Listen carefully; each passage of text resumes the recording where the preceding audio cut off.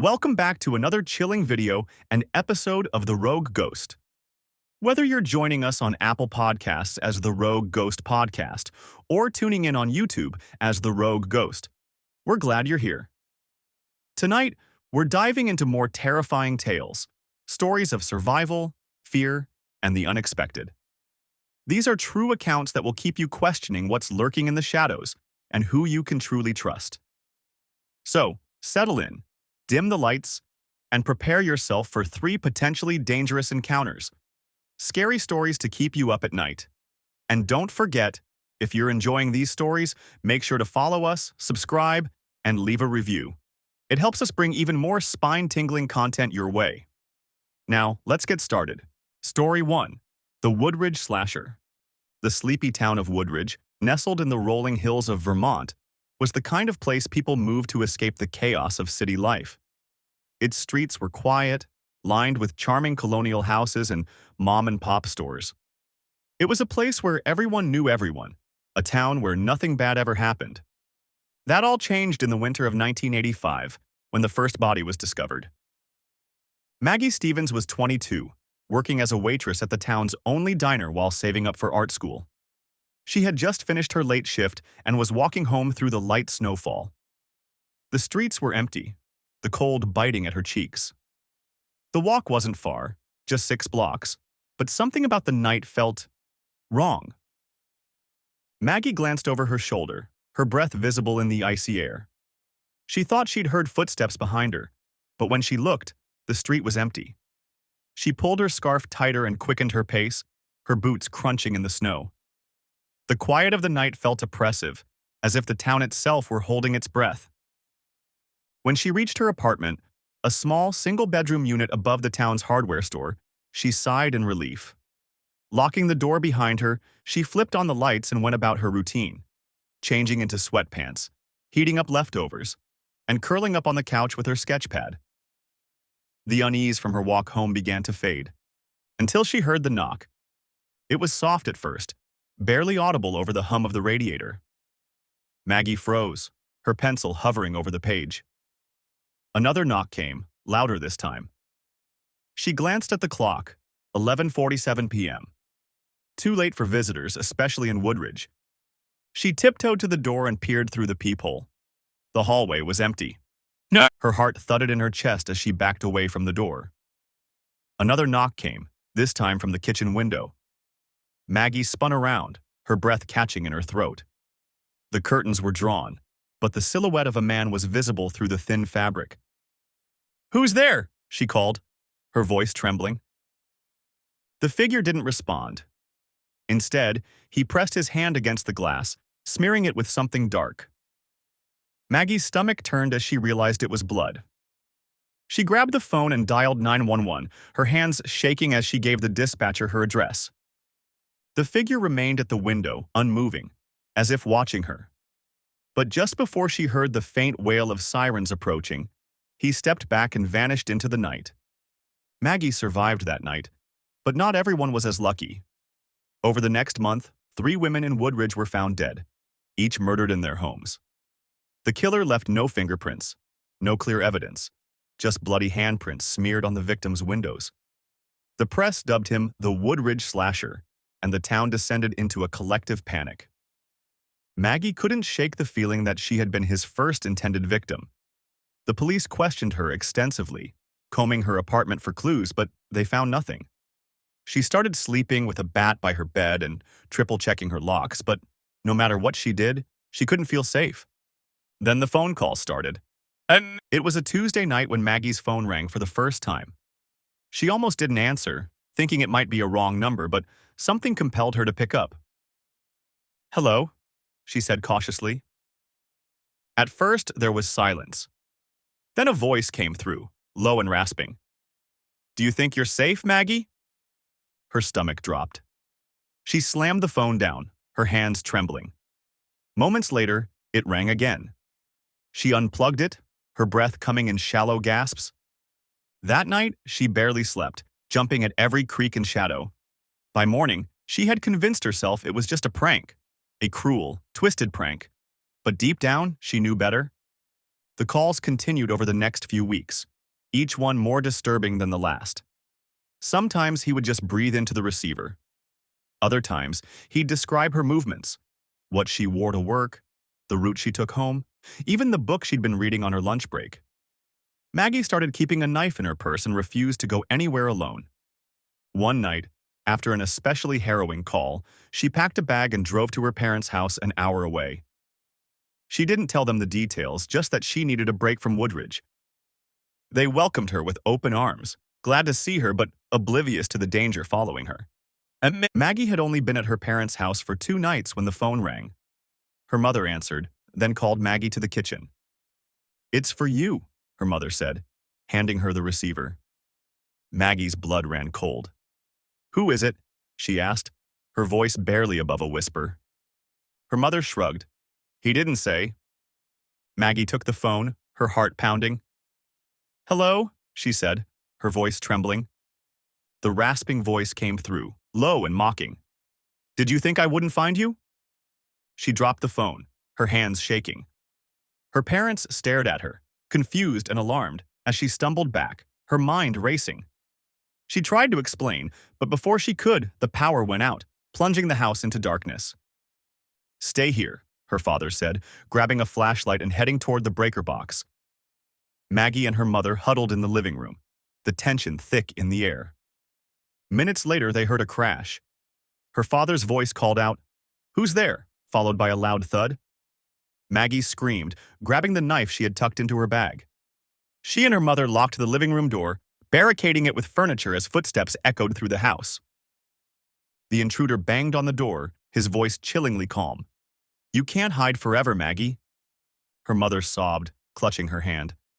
"What does he want?" she whispered.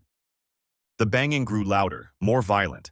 Maggie gripped the knife, ready to fight, when the sound of sirens cut through the night. The banging stopped, and they heard footsteps retreating. Moments later, the police burst into the house. The intruder was gone, but Maggie's father was found unconscious in the basement, beaten but alive. On the kitchen window, smeared in blood, was a single handprint. The true crime behind the story. This story is inspired by the infamous case of the Night Stalker, Richard Ramirez, a serial killer and rapist who terrorized California in the 1980s. Ramirez would stalk his victims, often breaking into their homes at night, leaving bloody handprints as his signature. He targeted women and families, instilling fear into entire neighborhoods. While Maggie's story is fictionalized, it reflects the horrifying tactics Ramirez used to torment his victims, reminding us of the real-life monsters who walk among us. Now for Story 2, The Last Light. The cabin in the woods had always been Claire's sanctuary. Nestled deep in the Appalachian Mountains, it was a rustic, cozy escape from her high-stress job in downtown Charleston. For years, Claire would retreat to the cabin each autumn, relishing the solitude of the forest as the trees exploded in vibrant shades of orange, red, and gold. It was her ritual, a weekend alone with her thoughts, a book, and a bottle of wine. This year, she arrived late on a crisp Friday evening. The cabin was just as she remembered: weathered logs, a stone chimney, and the soft creak of the porch steps. After unloading her suitcase and groceries, she lit a fire, poured herself a glass of wine, and settled into her favorite armchair. Outside, the sound of crickets and the distant hoot of an owl blended with the crackling fire. It was perfect. The next morning, Claire decided to hike to the stream nearby, a hidden gem she'd discovered on her first visit. The air was cool, the forest alive with the earthy scent of fallen leaves. As she walked, she noticed something strange. The woods were unusually silent. No birdsong, no rustling of leaves in the breeze. She paused, glancing around.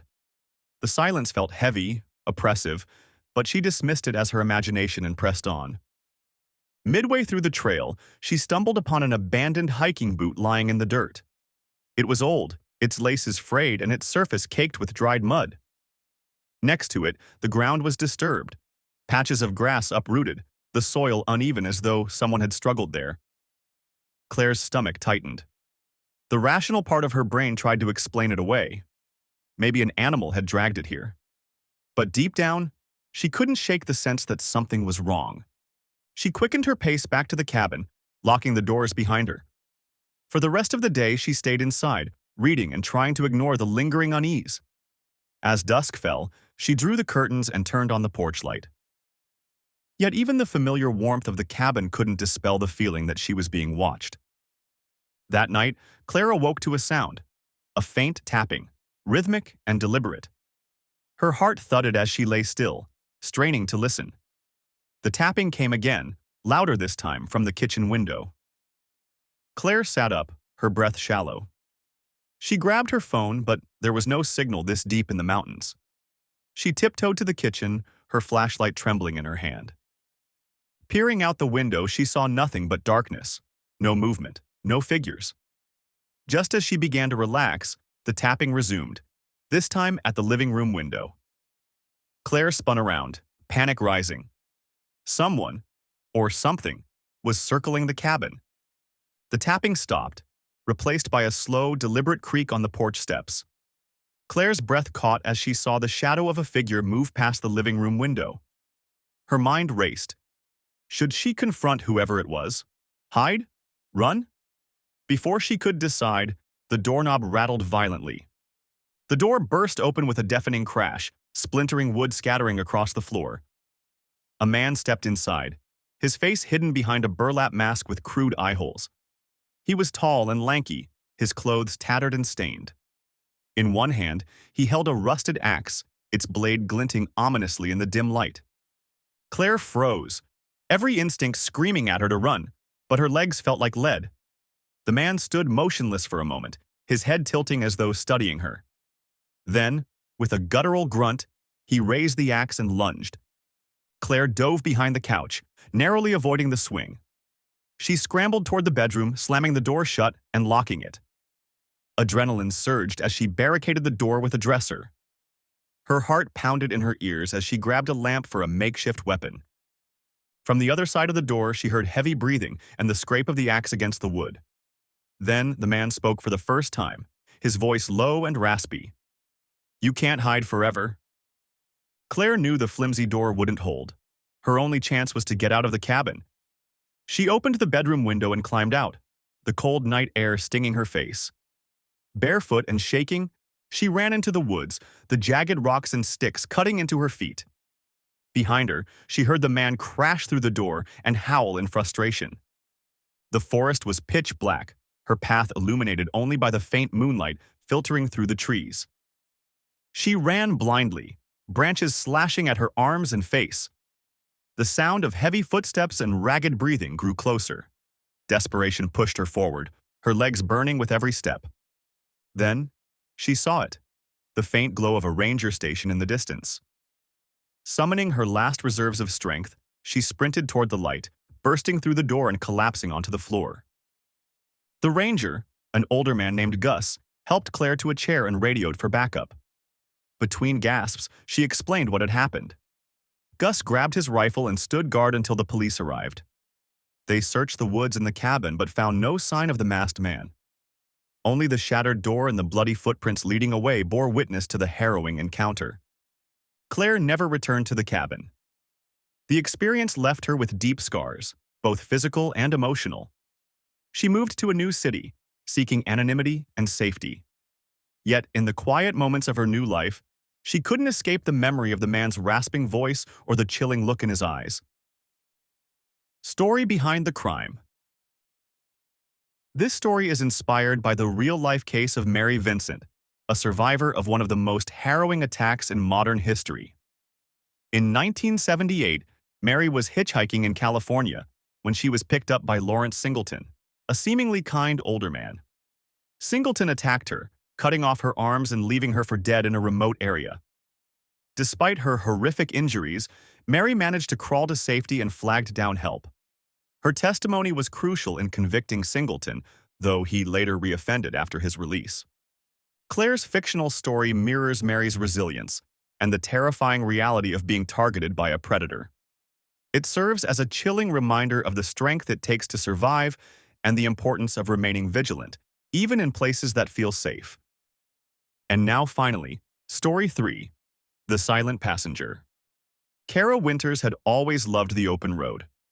As a traveling nurse, she spent countless hours behind the wheel, navigating highways and back roads across the Midwest.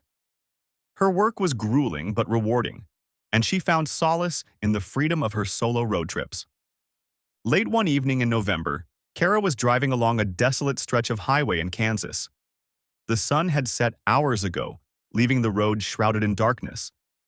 Her only companions were the hum of her tires and the occasional crackle of static on the radio.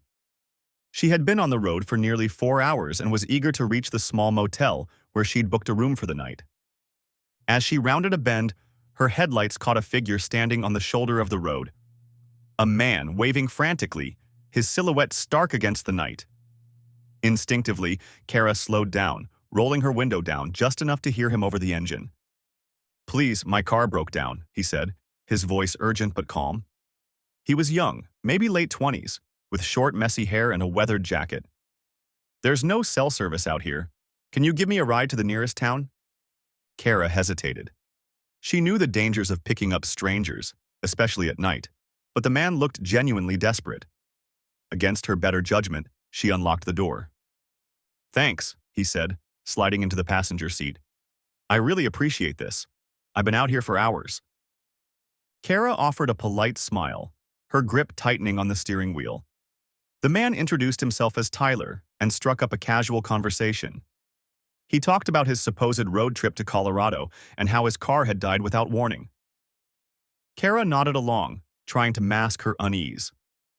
Something about him felt off. His tone was friendly, but his eyes never stayed on one thing for long, darting around the car like he was cataloging its contents. As they drove, the man's demeanor shifted. His questions became more personal. "You travel alone a lot?" he asked, his tone light but probing. Kara deflected, keeping her answers vague, but her heart began to race. When they passed a gas station, she offered to stop so he could use a payphone, but Tyler declined. "No need," he said with a smirk. "You're helping me just fine." Red flags flared in Kara's mind. She glanced at the clock on the dashboard. The nearest town was still 30 minutes away.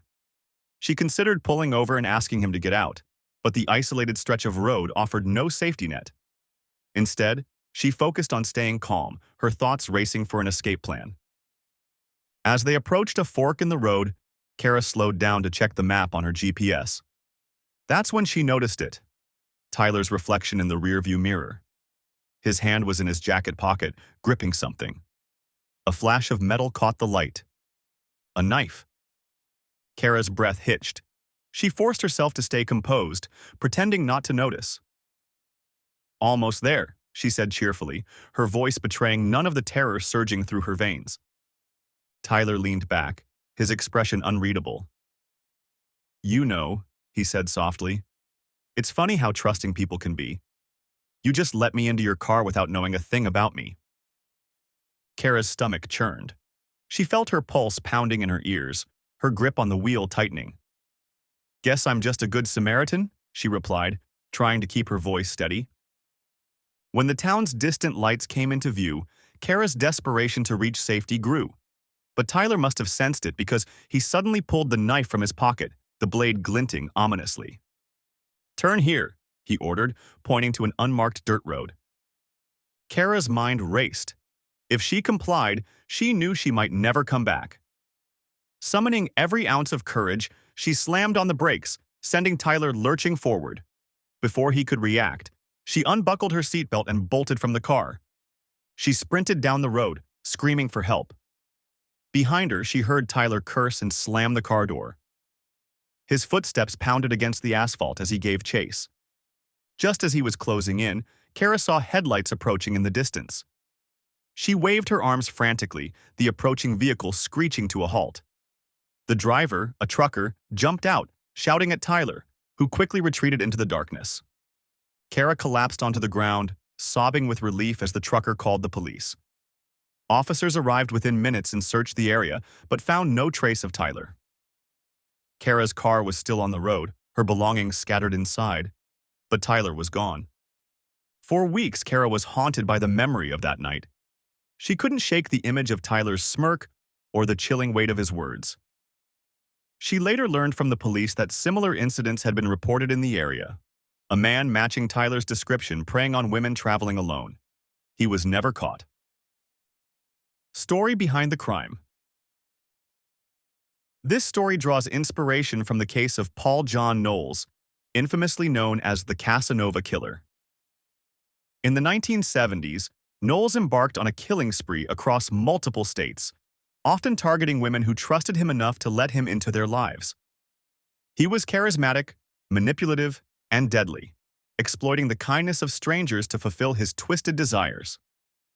Like Kara's fictional ordeal, many of Knowles's victims were lone travelers or good Samaritans who had no idea of the danger they faced. His case serves as a grim reminder of the risks inherent in trusting strangers and the importance of vigilance, especially in isolated settings. Hey guys, thank you for joining us for this chilling episode of The Rogue Ghost.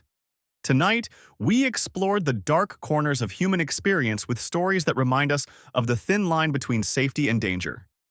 If you're watching on YouTube, don't forget to like, subscribe, and hit the bell icon so you'll never miss another terrifying tale. And for our podcast listeners on Apple Podcasts, make sure to follow and leave a review. We'd love to hear your thoughts. Remember, the scariest monsters are often hiding in plain sight. So, stay vigilant, stay curious, and stay safe. This is The Rogue Ghost, signing off until next time. Sweet dreams, if you can.